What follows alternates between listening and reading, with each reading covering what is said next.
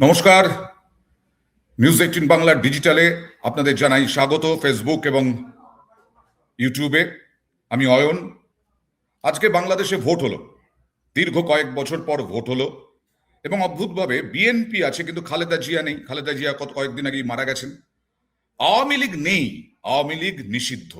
আওয়ামী লীগ এর আগে মূলত আওয়ামী লীগ এবং বিএনপি মুখোমুখি হতো, এবার হলো বিএনপি এবং জামাত।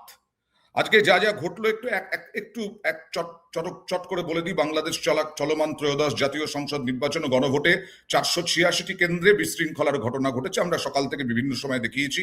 59টি কেন্দ্রে জাল ভোটের অভিযোগ পাওয়া গেছে, 3টি কেন্দ্রে ব্যালট বক্স ছিনতাইয়ের অভিযোগের ঘটনা ঘটেছে এবং এছাড়াও সমন্বয় সেলের তথ্য অনুযায়ী দুপুর 2টো পর্যন্ত বাংলাদেশের সব কেন্দ্রের মধ্যে 14টি কেন্দ্রে পোলিং এজেন্টদের বাইরে বের করে দেওয়ার ঘটনা ঘটেছে।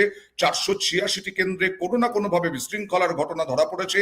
এছাড়া সারা দেশে 3টি কেন্দ্রে ব্যালট বক্স ছিনতাইয়ের ঘটনা ঘটেছে। এছাড়া একদম শেষে যখন এই শুরু হয়ে গেছে গণনা, সেই সময় ঢাকায় দেখলাম 15 নম্বর আসনে একেবারে ঢুকে পড়লেন বিএনপি প্রার্থী, তাকে লাঠিচার্জ করা হলো। পোলিং এজেন্ট ঢুকে পড়লেন, লাঠিচার্জ করে বের করে দেওয়া হলো। এখন আমার সঙ্গে রয়েছেন বাংলাদেশ থেকে CNN নিউজ 18-এর সিনিয়র এডিটর পল্লবী এবং আমার সঙ্গে আমার সহকর্মী অতনু। আমরা তিনজনে আবার এসে উপস্থিত হয়েছি। আজকে পল্লবী কিরকম দেখলে, প্রথমে জিজ্ঞেস করব, ঢাকাতেই ছিলে না অন্য কোথাও গিয়েছিলে? এবং যে অশান্তির ছবি আমরা দেখিয়েছি, বোমাবাজি, ছাপ্পা ভোট, দেদার বিভিন্ন জায়গায়, এটাই কি সামগ্রিক ছিল নাকি শান্তি ছিল এবারের ভোটে? ঢাকাতে মোটামুটি আমি বলবো শান্তি ছিল, কিন্তু ঢাকার বাইরে আমি যাওয়ার চেষ্টা করলাম, কিন্তু এত হেভি ব্যারিকেডিং, এত রেস্ট্রিকশনস আজকে ছিল যে আমাদের যাওয়া সম্ভব ছিল না যে বেরোবো ফেরত আসবো। কিন্তু ঢাকার বাইরে নোয়াখালী, খুলনা, এর মধ্যে সব জায়গা থেকে ছবি তো এসছে, বম ব্লাস্ট, বোমাবমি, লোকদের থ্রেটন কন্যা, জামাত ভার্সেস বিএনপি, এসব ঝগড়াঝাটি হচ্ছে। তো এইসব ভুল না, এটা একদম ঢাকার বাইরে। দেখো, ঢাকা হচ্ছে ক্যাপিটাল সিটি, ঢাকাতে ম্যাক্সিমাম সিকিউরিটি ছিল, আর্মি ছিল, একটু লোকরা আরো বেশি অ্যাওয়ারনেস ছিল। এই জন্য ঢাকাতে মোটামুটি শান্তিপূর্বক ছিল। হ্যাঁ, ঢাকার বাইরে অনেক রিপোর্টস এসছে। আমার অনেক জার্নালিস্ট, যখন আমার বন্ধুরা যারা বাইরে ট্রাভেল করছিল, ওরাও বলছিল কি দিদি ওখানে অনেক প্রবলেম আমরা ফেস করেছি। আচ্ছা, ঢাকা ছাড়াও আমি যদি বলি যে আজকে সকাল থেকে মহিলাদের লম্বা লাইন দেখতে পেয়েছি। এই মহিলাদের অংশগ্রহণ কিরকম ছিল বলে জানা যাচ্ছে? অনেকদিন পর এটা ইলেকশনটা হচ্ছে। দ্বিতীয় কথা হচ্ছে কি, প্রথম ইলেকশন যেখানে দুটোই বেগম মিসিং, বেগম খালেদা জিয়া আর বেগম শেখ হাসিনা। বাট মহিলা কার্ডটা কিন্তু খুব পাওয়ারফুল এখানটায়। In fact Begum Khaleda Zia first women prime minister, এই জন্য ওই লেগেসিটা তো আছে। ওই লেগেসিটা কিন্তু ওনার ছেলে আগে নিয়ে যাওয়ার চেষ্টা করছেন। যেখানে উনি র্যালি করেছেন, ক্যাম্পেইন, আর আজকেও যখন উনি ভোট দিয়ে বাইরে বেরোলেন, তখন উনিও বারবার এই কথাটা বলছিলেন যে আমি চাই যে আমাদের মহিলার যে জন্য ইকোনমিক ডেভেলপমেন্ট হোক, পড়াশোনা করতে পারে, চাকরি। তো মহিলা ভোটার্সরা আমার মনে হয় 2 রকম, মহিলা voters plus youth, young voters and মহিলা ভোটার্স, ওরা বেশিরভাগ ডিসাইড করবে যে বাংলাদেশের নেক্সট সরকার কে বানাচ্ছে। আমি এখানে 3টে স্টেটমেন্টের কথা বলবো। আজ ভোট দিয়ে বেরিয়ে ছাত্র নেতা নাহিদ ইসলাম, মানে নাহিদ ইসলামের নামটাই শোনা গেল হচ্ছে জুলাই গণ আন্দোলনের পর থেকে বা ছাত্র আন্দোলনের পর থেকে। সেই নাহিদ ইসলাম বলছে যে আর কিছুক্ষণের অপেক্ষা, সরকার আমরাই গঠন করব, মানে ছাত্ররা এবং জামাতরা মিলে সরকার গঠন করবেন। সেকেন্ড স্টেটমেন্ট তারেক রহমান বলছেন যদি সুষ্ঠুভাবে নির্বাচন হয় আর যদি মানুষ ভোট দিতে পারেন তাহলে আমরাই সরকার করছি। 3 নম্বর সবচেয়ে গুরুত্বপূর্ণ, সেটা হলো শেখ হাসিনার বক্তব্য কি না, বাংলাদেশের মানুষকে ধন্যবাদ জানাচ্ছেন তিনি যে এই নির্বাচন বয়কট করার জন্য। অর্থাৎ ভোটের যা পার্সেন্টেজ, যে পরিমাণ ভোট করেছে, তাতে তার মনে হয়েছে যে বাংলাদেশের অনেক মানুষই ঘর থেকে বেরোননি এবং আওয়ামী লীগ নেই বলে তারা ভোটে কাউকেই ভোট দেননি, এরকম তার মনে হয়েছে। পল্লবী, আজ সারাদিন ঘুরে এই যে 3জনের 3টে স্টেটমেন্ট যদি আমি বলি জাস্টিফাই করতে, সত্যিই কি ছাত্র নেতাদের দিকে সেরকম বিপুল ভাবে একটা জনমত তৈরি হয়েছে বলে মনে হচ্ছে? এখন তো কাউন্টিং চলছে, নাকি তারেক রহমান যেরকম বলছেন সুষ্ঠু অবাধ নির্বাচন হলে তারাই জিতবেন, সেই সুষ্ঠু অবাধ নির্বাচন হয়েছে আজ, নাকি সত্যি ভোট বয়কট হয়েছে, প্রচুর মানুষ ভোট দেননি?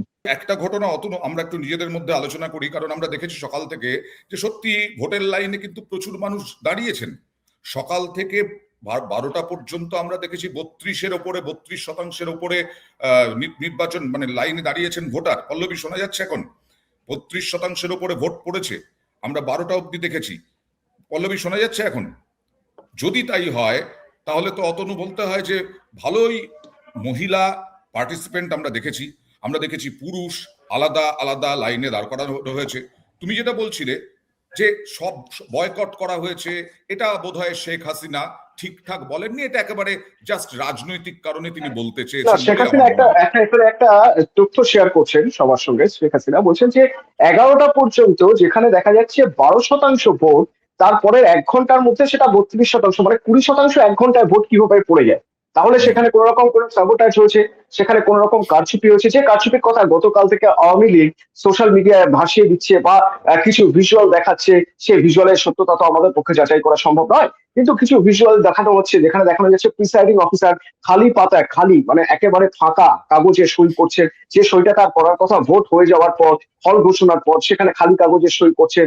বেশ কিছু জায়গায় দেখা যাচ্ছে যে ভোট বাক্স তুলে নিয়ে চলে যাচ্ছেন। পল্লবী, আমাদের কথা কি শোনা যাচ্ছে এখন? এখন আমি শুনতে পাচ্ছি। আর আমি এখন রেজাল্টস ট্রেন্ডস আসতে শুরু করেছে। আমি দেখুন আচ্ছা, যেটা রাইট, রাইট। আর্লি ট্রেন্ডস যেটা আসছে, BNP R Jamaat neck to নেক। তো আচ্ছা, এখন 300 বা এটা 400 বোধহয় পোস্টাল ভোটসের ব্যালট নাকি? ডিফারেন্স। এটা হচ্ছে পোস্টাল ব্যালট। তো hmm. It's very neck to neck. এখন যখন বাক্সগুলো খুলবে তখন আমরা জানতে পারবো। তো আমাদের বলা হয়েছে 1টা নাগাদ হয়তো আমরা রেজাল্টস পেয়ে যাব। কিন্তু আপনি কিছু প্রশ্ন জিজ্ঞেস করছেন, আমি সরি আপনার প্রশ্নটা মিস করে হ্যাঁ, গেলাম। হ্যাঁ, হ্যাঁ, আমি অতনু প্রশ্ন, অতনু। হ্যাঁ, আমি জাস্ট 3টে স্টেটমেন্টের কথা বলছিলাম। যে নাহিদ ইসলাম কি বলছেন? নাহিদ ইসলাম বলছেন তারা জিতছেন। এদিকে তারেক রহমান বলছেন সুষ্ঠু অবাধ নির্বাচন হলে তারা জিতবেন। আহ, এদিকে শেখ হাসিনা বলছেন যে অনেক মানুষ ভোট বয়কট করেছেন, তাদের ধন্যবাদ। সারাদিন ঘুরে কি মনে হলো যে সত্যি সুষ্ঠু অবাধ নির্বাচন হয়নি? মানে তারেক রহমানের কথা যদি আমি ধরতে চাই যে হলে তাহলে জিতবেন বলছেন, ভোট বয়কট হয়েছে, ভোট পার্সেন্টেজ কি সে কথা বলছে? আমার মনে হয় হিন্দুজ আর মাইনরিটিজ, আমি কালকেও আপনাদের বলছিলাম, আমাকে অনেক লোকরা এটা কালকে স্ট্র্যাটেজি বলেছে কি দেখো দিদি, যদি আমরা চাই আমরা বয়কট করতে পারি, কিন্তু তারপরে আমরা নোটিশে এসে যাব, এরা পরে আমাদের টার্গেট করবে। তো ঠিক। আমরা পোলিং বুথে যাব, আমরা ভোট দিই কি না দিই কেউ জানতে পারছে না। তো মোস্ট অফ দেম ওরা বলবে যে আমরা ভেতরে যে ভোট না দিয়ে বা ভুলভাল ভোট দিয়ে বাইরে চলে আসবো। তো ওইটা ইনভ্যালিড হয়ে যাবে। আর আমি এখন যে প্রথম রেজাল্টস দেখছি পোস্টাল ব্যালট, আর পোস্টাল ব্যালটে কিন্তু ভোটস গুলো স্টুডেন্টসদের আছে, কিছু স্টুডেন্টস, কোনো বিউরোক্রাটস আছে। একদম নেক টু নেক এর মানে হচ্ছে যে বিএনপি আর জামাতের মাঝখানটা কিছু টাফ কম্পিটিশন। এখন যখন বাকি বাক্সগুলো খুলবে, বিএনপির বক্তব্য হচ্ছে যে জামাত হ্যাজ রিগড, জামাতের বলা হচ্ছে যে বিএনপির কাছে টাকা আছে এই জন্য ওরা রিগ করেছে। সরি। ওকে, আমি একটা এই বয়কটের প্রসঙ্গেই বলি। অতনু যেটা হাসিনার বয়কটের কথা বলছিলে, আওয়ামী লীগ নেই। পল্লবী, কোথাও মনে হয়েছে আওয়ামী লীগ নেই তো কি হয়েছে? আওয়ামী লীগের আওয়ামী লীগের জায়গা পূরণ করে দিয়েছে এই জামাত এবং বিএনপি। আগে কি ভোট হতো? আমি প্রথমেই বললাম বিএনপি আর আওয়ামী লীগ, এর মধ্যে চলে এলো আওয়ামী লীগ হাওয়া, আওয়ামী লীগ নিষিদ্ধ, আওয়ামী লীগ কোথাও নেই, আওয়ামী লীগ ভোটে নেই। কিন্তু আওয়ামী লীগের ছায়া কোথাও ছিল কি আজকের ভোটে? আওয়ামী লীগে অনেক ভোটার্স, আমি অল্প একটু কথা বলে, আমি যেরকম ঢাকা ইউনিভার্সিটিতে গেলাম, ওখানে একটা পোলিং বুথ আছে, ওখানে আমি লোকদের সাথে কথা বললাম, আর ওরা প্রথম জবাব ওদের হচ্ছে আওয়ামী লীগ নেই। তো আমরা ভেরি কনফিউজড কি কাকে ভোট দেবে। তো এরা কাকে ভোট দেবে, কে এরা র্যাডিক্যাল অর্গানাইজেশন যেরকম জামাতকে হয়, কারণ একটা স্ট্রং পয়েন্ট শেখ হাসিনার ছিল so call liberal pro minority. তো কি হিন্দু ভোটস গুলো, আওয়ামী লীগ ভোটার্স গুলো জামাতের কাছে না গিয়ে क्या বিএনপির কাছে যাবে ও ইনভ্যালিড? তো বলা খুব মুশকিল। এটা ভেরি ইন্টারেস্টিং ইলেকশন অ্যাকচুয়ালি, আমি যদি বলতে গেলে। আমি এখনো ফিগার যেটা আসছে এই মুহূর্তে, দেয়ার আর 1000 ভোটস এর ডিফারেন্স বিটুইন বিএনপি এন্ড জামাত। আচ্ছা, বাহ, মানে এই আপডেটটাও আমরা পাচ্ছি, দর্শকদেরকে জানিয়ে রাখি যে এই আপডেটটা আমরা দিতে থাকবো যতক্ষণ আমরা লাইভে থাকবো। এই আপডেটটা আমাদের কাছ থেকে জানবেন। এখন মাত্র বিএনপি এবং জামাতের মধ্যে মাত্র 1000 ভোটের ব্যবধান, অর্থাৎ একেবারে নেক টু নেক ফাইট চলছে। যদিও ব্যালট বক্স এখনো খোলা হয়নি, ব্যালট বক্স খুললে পরে পরিষ্কার হবে, পরিষ্কার ফলাফলটা আমরা জানবো। কারণ এই পোস্টাল ব্যালট দিয়ে আগামীর ভোটের রেজাল্ট কিন্তু বলা যায় না। অতনু, কিছু জানতে চাও? একটা বিষয় স্পষ্ট, যে এই ভোটে যারাই হারবেন তারাই বলবেন যে যারা জিতেছেন তারা রিগিং করে জিতেছেন, রিগিং হয়েছে, তারা ছাপ্পা ভোট হয়েছে। বাট সত্যি কথা বলতে কি, সত্যি কি বোঝা সম্ভব পল্লবী যে ভোটের ফল যাই হোক, যেমন এখনই আপনি বলছেন নেক টু নেক, এবং বেশ কিছু জনমত সমীক্ষা ভোটের পর থেকেই বলতে শুরু করে দিয়েছে যে যতটা সহজে জামাতকে হারাবে বলে বিএনপি ভেবেছিল হয়তো অতটা সহজ রাস্তা নয়। তো এই ভোটের ফল যেদিকেই যাক না কেন, রিগিং এর জন্য সেই ফলটা তৈরি হয়েছে বা ফল সুনিশ্চিত হচ্ছে, এরকম আপনার মনে হয়? আই ডোন্ট থিঙ্ক এটা খালি ফেয়ার হবে যদি আমরা বলি যে যদি কালকে জামাত জিতে, এটা অনলি জিতেছে কেন ওরা রিগিং করেছে। তো জামাতের অনেক পকেটসে ওদের ক্যাম্পেইনিং খুব স্ট্রং ছিল।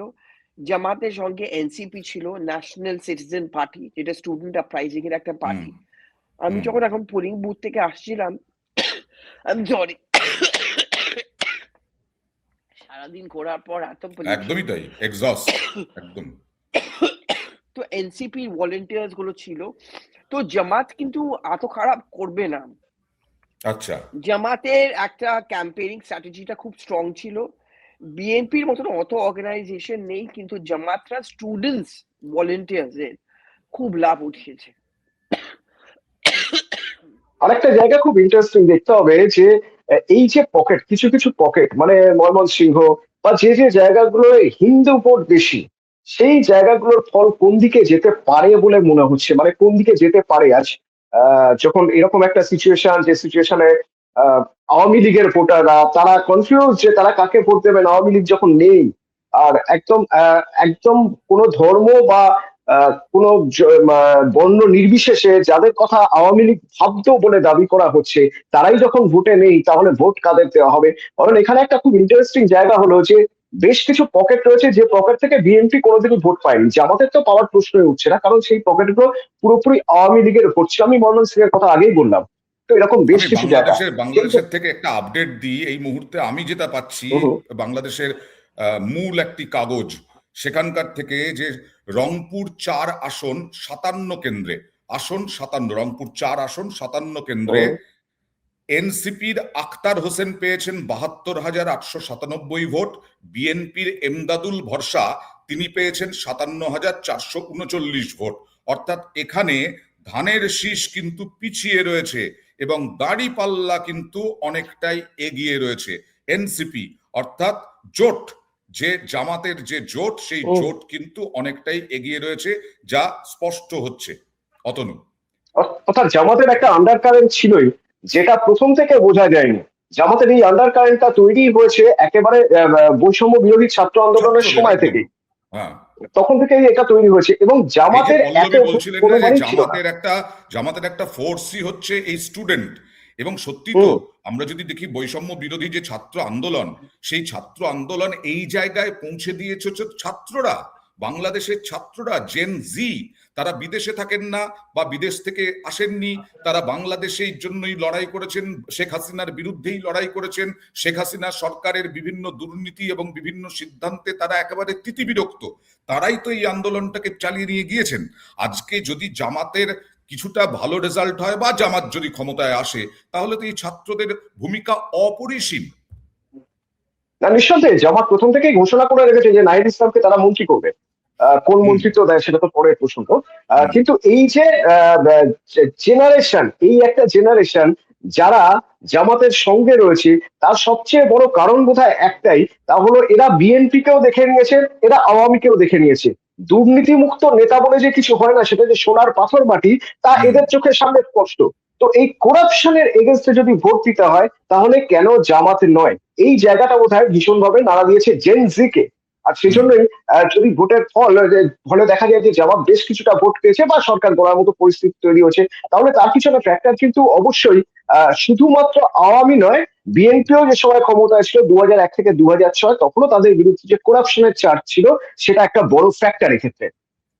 এবং জামাত যদি সাফল্য পায় তাহলে তো এটা প্রথম জামাতের সাফল্য এইভাবে, মানে সাফল্য বলতে আমি বলছি সরকারে যদি ক্ষমতায় আসে, এবং সেক্ষেত্রে নিঃসন্দেহে। ছাত্রদের ছাত্রদের জামাতের এটা ভুললে হবে না, ছাত্রদের চাপ কিন্তু তাদের ওপরেও থাকবে।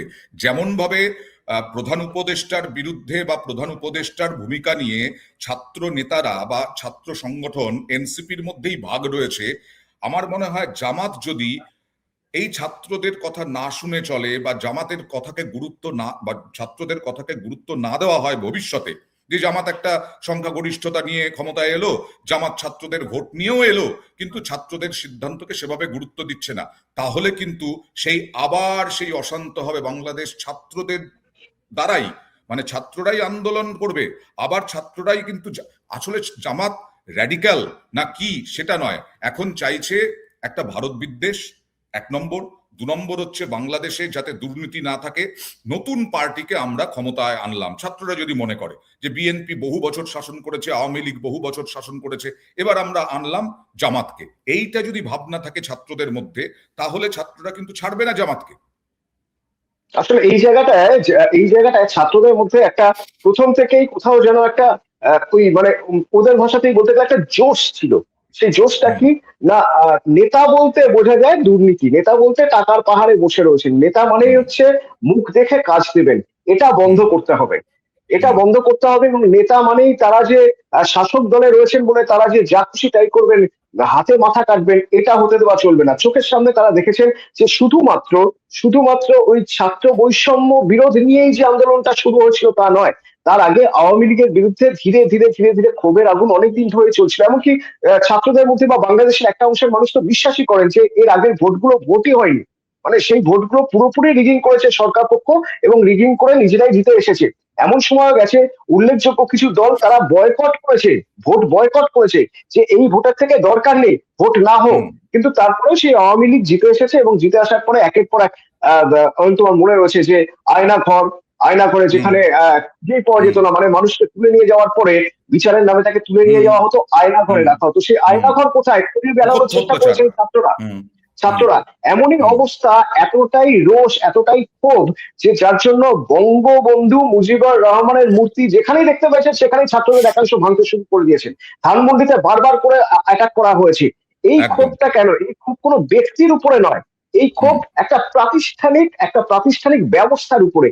এবার ছাত্ররা চেয়েছেন যে প্রাতিষ্ঠানিক ব্যবস্থাটা ভাঙা তখনই সম্ভব হবে যদি যে দুটো পার্টিকে টেস্ট করে নিয়েছে এতদিন বাংলাদেশ, সেই দুটো পার্টির বাইরে যদি যাওয়া যায়। কিন্তু ছাত্রদের ভোট বয়কটের কথা বলছিলে, এই ভোট বয়কটের কথা বলছিলে, এখন আমি কুমিল্লা থেকে জানতে পারছি কুমিল্লা 4 দেবিদ্বার আসনে ভোট বর্জনের ঘোষণা করে দিয়েছেন বিএনপি সমর্থিত গণ অধিকার পরিষদের প্রতীকের প্রার্থী মোহাম্মদ আসমান জাসিমউদ্দিন।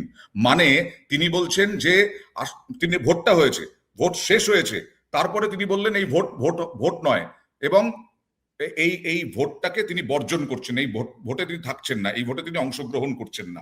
কোথাও কি মানে কিছু কিছু জায়গায় আমরা এখনই স্পষ্ট করে বলতে পারবো না, কিছু কিছু জায়গায় কি আসলে বিএনপির প্রার্থীরা ভেবে নিয়েছেন তারা হেরেছেন? মানে আমাদের এখানেও তো এরকমই হয় যে হারবো চিন্তা করলেই, হারবো ভাবলেই তখন উল্টো গাওয়া শুরু করেন। আসলে এই ক্ষেত্রে যে সিটের কথা তুমি বলছো, এই সিট হচ্ছে বিএনপি জেতা সিট। মানে সেভাবে দেখতে গেলে আওয়ামী লীগ যে সময় ছিল সে সময় বিএনপি এই সিটে তাদের আধিপত্য বজায় রেখেছিল।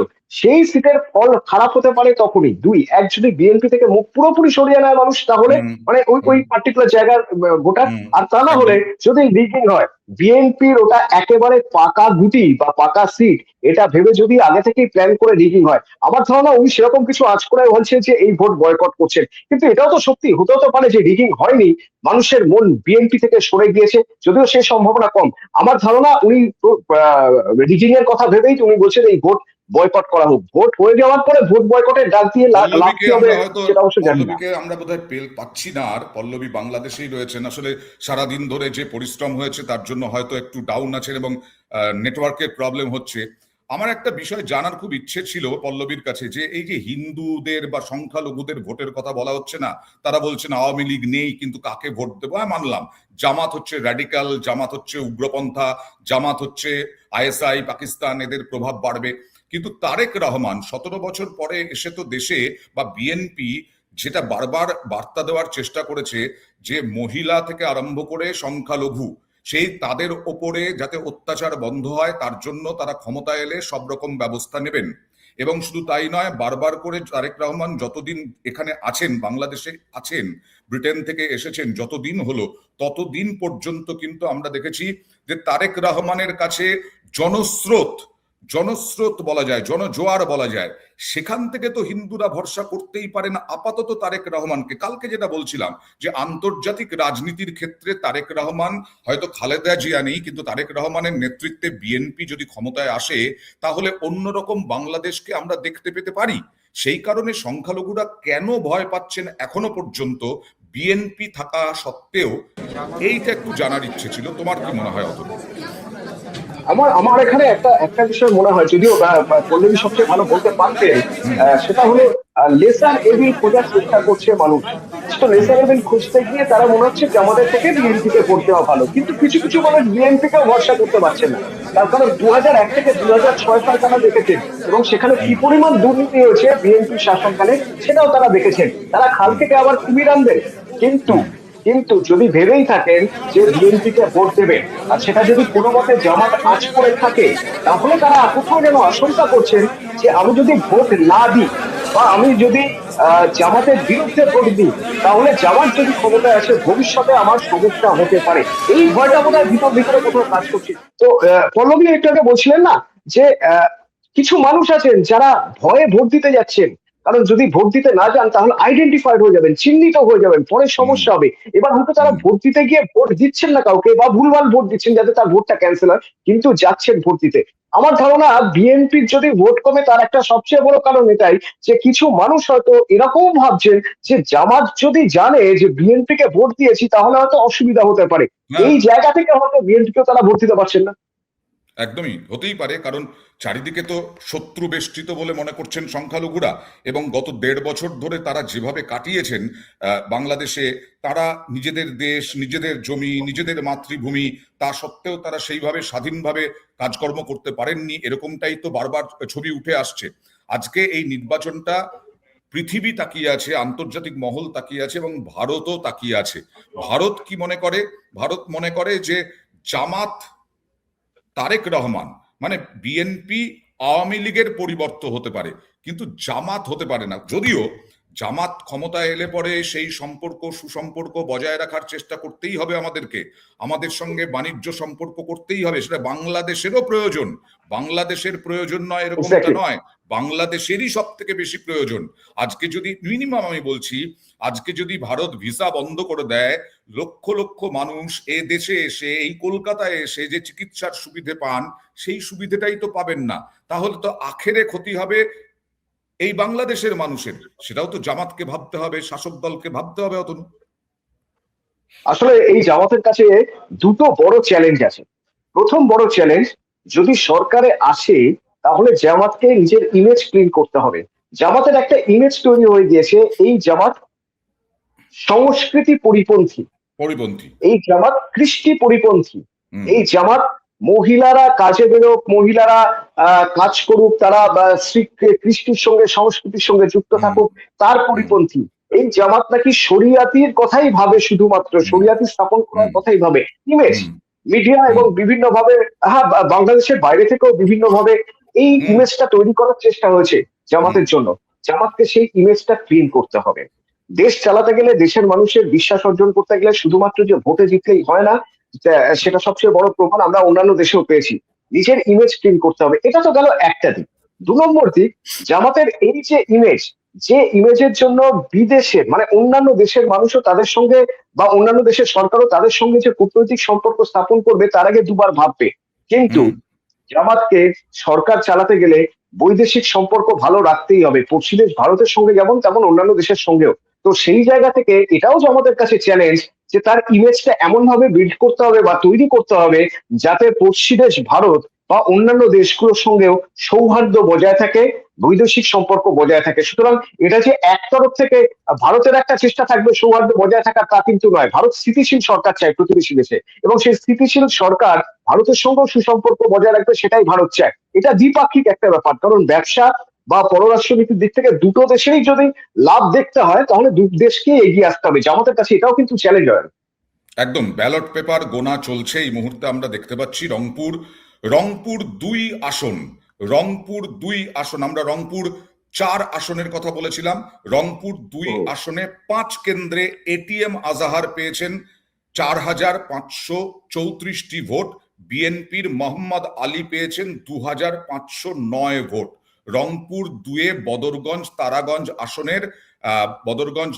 আসনের 137টি কেন্দ্রের মধ্যে 5 কেন্দ্রে প্রাপ্ত ভোটে এগিয়ে আছেন জামায়াতে ইসলামীর প্রার্থী এটিএম আজাহারুল ইসলাম। তিনি দাঁড়িপাল্লা প্রতীকে পেয়েছেন 4,534 ভোট। এখনো প্রাথমিক পর্যায়ে রয়েছে, কিন্তু প্রাথমিক পর্যায়ে জামাত কিন্তু আমরা 2টো আসনেই দেখলাম জামাত এগিয়ে রয়েছে। অর্থাৎ হাড্ডাহাড্ডি লড়াই যেটা বলা হচ্ছিল, সেই হাড্ডাহাড্ডি লড়াই চলছে। আজকে জমজমাট ভোট আমরা কিন্তু দেখেছি। এটা ঘটনা যে আইন শৃঙ্খলা পরিস্থিতি খুব একটা বেশি বিগড়েছে বাংলাদেশে এরকম নয়। হ্যাঁ, কিছু জায়গায় ভোট কেন্দ্রে উত্তেজনা হয়েছে, নির্বাচনে কারচুপির অভিযোগ উঠেছে, ব্যালট পেপার ছিনতাইয়ের অভিযোগ উঠেছে, ব্যালট বক্স ছিনতাইয়ের অভিযোগ উঠেছে। আমাদের এই উপমহাদেশে এই রকম ধরনের ঘটনা ঘটেই আমাদের যে কোনো নির্বাচনে। এবার সেখানে দেখার যে তাছাড়া বাদবাকি সবকিছুতেই কিন্তু শান্তিপূর্ণ ভোট হয়েছে। মানুষ লাইনে দাঁড়িয়ে ভোট দিয়েছেন, আনন্দের সঙ্গে ভোট দিয়েছেন, মহিলারা পর্যন্ত প্রচুর পরিমাণে ভোট দিয়েছেন। আমি দেখছিলাম একটি পত্রিকায় মহিলারা সাক্ষাৎকার দিয়েছেন যে দীর্ঘ কয়েক বছর তারা ভোট দিতে পারেননি, ভয়ে বেরোতেই পারেননি। সেইখান থেকে তারা এবার ভোট দিতে পেরেছেন। তাহলে এটা তো সাধারণ মানুষের ভোটেই হচ্ছে, এটা তো সাধারণ মানুষের ভোটেই তো এইরকম ভাবে। এবার বলি, ঝিনাইদহ 1 আসনে আপাতত অসমর্থিত সূত্রে খবর, ঝিনাইদহ 1 আসনে বিএনপির আসাদুজ্জামান জয়ী ঘোষণা হয়েছেন। বিএনপি প্রার্থী মোহাম্মদ আসাদুজ্জামানকে অসমর্থিত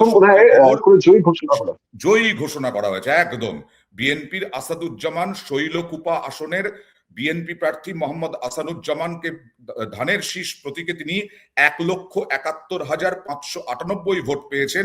তার নিকটতম প্রতিদ্বন্দ্বী জামায়াতের প্রার্থী আবু সালেহ মতিহুর রহমান দাঁড়িপাল্লা প্রতীকে 55,577 ভোট পেয়েছেন। আমি সকাল থেকে একটা জিনিস দেখছিলাম, অতনু জানি না এর কারণটা কি। দেখো, আমি বিভিন্ন নিউজ চ্যানেল দেখছিলাম তো বাংলাদেশে, তাদের ইউটিউবে গিয়ে দেখছিলাম, সেখানে কিন্তু কমেন্টে শুধু দাঁড়িপাল্লা দাঁড়িপাল্লা দাঁড়িপাল্লা দাঁড়িপাল্লা দাঁড়িপাল্লা। এটা কি জামাত কি প্রচার করছিল? জামাত কি সেই আইটি সেলের মাধ্যমে প্রচার? এরকমটা মনে হয় না। হতে পারে না, তা নয়। তবে আমার এখানে আরেকটা সম্ভাবনার কথা মনে হয়, তা হলো এই জামাতের সঙ্গে কারা রয়েছে। জামাতের সঙ্গে রয়েছে ছাত্ররা। তো ছাত্ররা কারা? যারা জেনজির মধ্যে সবচেয়ে বেশি প্রভাব সোশ্যাল মিডিয়ার। যাবতীয় ক্যাম্পেইন সবকিছু এই দাঁড়িপাল্লার বা ছাত্রদের যাবতীয় ক্যাম্পেইন হয়েছে সোশ্যাল মিডিয়ায় এরা ভীষণভাবে অ্যাক্টিভ। সুতরাং সোশ্যাল মিডিয়ার কমেন্টে যে সব জায়গায় দাঁড়িপাল্লার কথাই থাকবে, সেটাই বোধহয় কাম্য। কারণ সোশ্যাল মিডিয়া এরা যেভাবে ব্যবহার করে, অন্যরা সোশ্যাল মিডিয়া এতটা ব্যবহার করেনি। বিএনপি জানে, বিএনপি বুথে খুব ভালো মজবুত সংগঠন রয়েছে। সুতরাং ওরা বুথ দেখবে, বুথের ব্যাপারে ভাববে। ওরা হয়তো কোনোভাবে সোশ্যাল মিডিয়া সেভাবে অ্যাক্টিভ হয়নি অতটা, যতটা জামাত এবং ছাত্ররা হয়েছে। জেনজি এরা সব আদান প্রদান সোশ্যাল মিডিয়ার মাধ্যমেই করে। আর সোশ্যাল মিডিয়ার মাধ্যমে এরা বিদেশেও যারা ছাত্ররা পড়ছেন, বাংলাদেশের ছাত্ররা পড়ছেন, তাদেরও একটা জনমত তৈরি করে ফেলেছেন। তারাও কিন্তু জুলাইয়ের সেই ছাত্র আন্দোলনের সময় থেকে ওতপ্রোতভাবে এদের এই মুভমেন্টের সঙ্গে জড়িয়ে রয়েছেন। সেখান থেকে ফান্ডিং আসছে, সেখান থেকে ছাত্ররা আসছেন, তারা এসে স্পিচ রাখছেন ঢাকায়, বাংলাদেশে। এটাও একটা ফ্যাক্টর হয়ে দাঁড়িয়েছে। আর ওই ইমেজ ক্লিনের কথা বলছিলাম, ইমেজ বিল্ডিং এর একটা সবচেয়ে বড় জায়গা, যে মা ভাবছেন যে হয়তো বিপদ হতে পারে, হয়তো শরীয়তি আইন আসতে পারে দেশে, সেই মায়ের সন্তান যখন বলছেন যে না, আমরা জানি দায়িত্ব নিয়ে আমরা কোরাপ্টেড সরকারকে সরিয়েছি, আমরা ভালো সরকার গঠন করব, তখন সেই মা ভোটের লাইনে দাঁড়াবেন। তার সন্তানের কথা ভেবে, যে তার সন্তানের উপর ভরসা রয়েছে, দেখেছেন যে করাপ্টেড সরকারকে সরিয়ে তারা তদারকি সরকার নিয়ে এসেছেন, হয়তো সুদিন আসবে বাংলাদেশে, সেই জন্য ভোটের লাইনে তিনি দাঁড়িয়েছেন এবং সেই ভোট যাবে দাঁড়িপাল্লার দিকে, ছাত্রদের দিকে। আমি আরেকটু আপডেট দিই, 7:51 যা পাচ্ছি, রংপুর 1 আসনে 25টি কেন্দ্রে এখনো পর্যন্ত অতনু 25টি কেন্দ্রে জামাত এগিয়ে। রংপুর 1 আসনের 25টি কেন্দ্রে 7:40 আপডেট দিই, ময়মনসিংহ 1 আসনে 53টি কেন্দ্রের ভোটে এগিয়ে বিএনপির বিদ্রোহী প্রার্থী সালমান ওমার।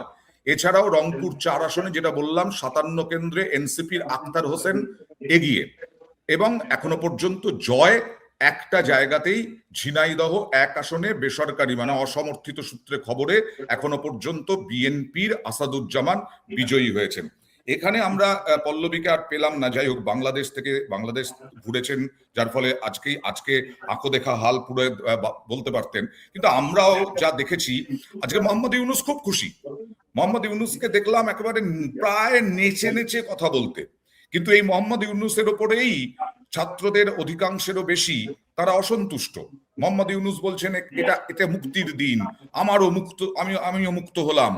কিন্তু মোহাম্মদ ইউনূস যা করে গেলেন এই 1.5 বছরে, তার রেজাল্ট কি মোহাম্মদ ইউনূস পাবেন না? তার রেজাল্ট কি ছাত্ররা মোহাম্মদ ইউনূসকে দেবেন না? আমি দেখছিলাম একটা প্রতিবেদনে যে এই অন্তর্বর্তী উপদেষ্টারা তারা যে যার কাজে ফিরে যাবেন। কেউ অধ্যাপনার কাজ করতেন, তারা অধ্যাপনার কাজে ফিরে যাবেন। যারা পড়াশোনা করতেন, সাহিত্যের কাজ করতেন, তারা সাহিত্যের কাজে ফিরে যাবেন। কিন্তু এই অন্তর্বর্তী উপদেষ্টা যারা, তাদেরকে ছেড়ে দিয়ে আমি প্রধান উপদেষ্টাকে ধরি। এই প্রধান উপদেষ্টাই যত কলকাঠি নেড়েছিলেন ভারত বিদ্বেষ থেকে আরম্ভ করে, এবং অর্থনীতিকে একেবারে বেহাল করে দিয়ে, এবং এই প্রধান উপদেষ্টারই অর্থনীতির দিক থেকে তিনি বিরাট সম্পত্তি হয়ে গেছে, যা হয়নি অন্যান্য উপদেষ্টা। এই মোহাম্মদ ইউনূসকেও বোধহয় বিচারের কাঠগড়ায় দাঁড়াতে হবে অতনু।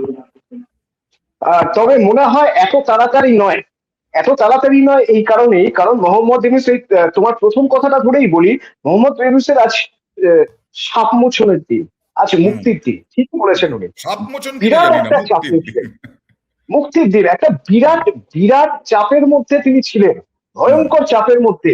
যেদিন থেকে তদারকি সরকারের প্রধান উপদেষ্টা হচ্ছেন, সেদিন থেকে কানের কাছে সবাই জিজ্ঞেস করে গেছেন ভোট কবে হবে, আপনি আসেন থাকুন, কিন্তু ভোট কবে হবে। সুষ্ঠুভাবে ভোট করানোটা তার কাছে বড় চ্যালেঞ্জ ছিল। অনেকটা সময় নিয়ে অনেক কিছু করে, সঙ্গে গণভোট রয়েছে, এই গণভোট আর এই ভোট একসঙ্গে তিনি করাচ্ছেন। সুতরাং নিঃসন্দেহে তার একটু রিলিফ হওয়ার দিন আছে। আর দ্বিতীয়ত, এরপর মোহাম্মদ ইউনূস কোথায় যাবেন, দুটো তত্ত্ব এখানে আসে। প্রথমত, ছাত্রদের একাংশ মোহাম্মদ ইউনূসের উপর বিরক্ত হয়েছিলেন। কেন বিরক্ত হয়েছিলেন? তার কারণ মোহাম্মদ ইউনূস কোথাও কোথাও যেন তানাশাহি করেছেন, নিজের যেটা প্রয়োজন মনে হচ্ছে নিজের মর্জি মতো চলেছেন, জনগণের ভালো হবে এরকম কোনো সিদ্ধান্ত নেননি। এমনকি মোহাম্মদ ইউনূসের যে সরকার, সেই সরকার বিদেশ নীতিতে যখন বেজিং এর সঙ্গে কথা বলছেন, বা যখন রাওয়ালপিন্ডির সঙ্গে কথা বলছেন, ইসলামাবাদের সঙ্গে কথা বলছেন, সেখানে কি কূটনৈতিক আলোচনা হবে তার হোমওয়ার্ক করার জন্য ছাত্ররা যারা সরকারে রয়েছেন, তাদের কারোর সঙ্গে আলোচনা করেনি। এখানে কোথাও একটা ফাটল ধরেছিল, যে ফাটল ধীরে ধীরে বেড়ে গিয়েছে। এবার প্রশ্ন, মোহাম্মদ ইউনূস এখন কি করবেন? দুটো রাস্তা খোলা আছে। এক, এই যে ছাত্ররা জিতে আসার পর, জামাত এবং ছাত্ররা জিতে আসার পর, হতে পারে তাদের মনে হতে পারে যে আপাতত অভিভাবক হিসেবে কোথাও একটা সাম্মানিক পদে মোহাম্মদ ইউনূসকে রেখে দেওয়া যাক, পরে তাকে হয়তো সরিয়ে দেওয়া যেতে পারে। এটা একটা দিক হতে পারে। দু নম্বর দিক যেটা হতে পারে, সেটা হচ্ছে এই ছাত্রদের মধ্যেই একটা বিপুল সংখ্যক ছাত্র, হ্যাঁ, তারা কিন্তু মোহাম্মদ ইউনূসের একেবারে অনুগামী। মোহাম্মদ ইউনূস তাদের মাধ্যমেই তদারকি সরকারটা এতদিন ধরে চালিয়ে এসেছেন। তারা চাইবেন যে মোহাম্মদ ইউনূস সসম্মানেই থাকুন, হয় রাষ্ট্রপতি হয়ে যান, বা সংসদীয় গণতন্ত্রে যখন এই গণভোটের পরে দেখা যাবে তাদের আপার হাউস লোয়ার হাউস হয়ে যাচ্ছে, সেখানে একটা উল্লেখযোগ্য ভূমিকা নিয়ে থাকুন। অর্থাৎ বাংলাদেশ ছেড়ে এই মুহূর্তে মোহাম্মদ ইউনূসের যাওয়া হচ্ছে না, তাকে থেকে যেতে হবে, এবং সেটা হয়তো ছাত্রদের অনুরোধে। বাংলাদেশ ছেড়ে, আমি একটু শেষ করব এবার অতনু, আমরা বাংলাদেশ ছেড়ে ইউনূসের ছেড়ে যাওয়া হচ্ছে না হয়তো, কিন্তু বাংলাদেশে ঢোকাও বোধহয় আর হচ্ছে না শেখ হাসিনার জন্য বড়ই কঠিন সময় আসছে। কারণ বিএনপিও যদি যেতে, তাহলেও শেখ হাসিনা ঢুকতে দেবেন শেখ হাসিনাকে তারেক রহমান, এরকমটা মনে করলে ভুল হবে। জামাতও যদি যেতে, আমি আসছি, জামাতও যদি যেতে, সেই জামাত তো আসতেই দেবে না শেখ হাসিনাকে। শেখ হাসিনা কি করবেন? শেখ হাসিনার আওয়ামী লীগ নিষিদ্ধ হয়েছে, আওয়ামী লীগকে আর মাথাচাড়া দিয়ে উঠতেই দেবেন না, তারেক রহমানই হোক না কেন, বা জামাত এলে তো আরোই দেওয়া হবে না। তাহলে কি শেষ আওয়ামী লীগ নেত্রীর রাজনৈতিক জীবন?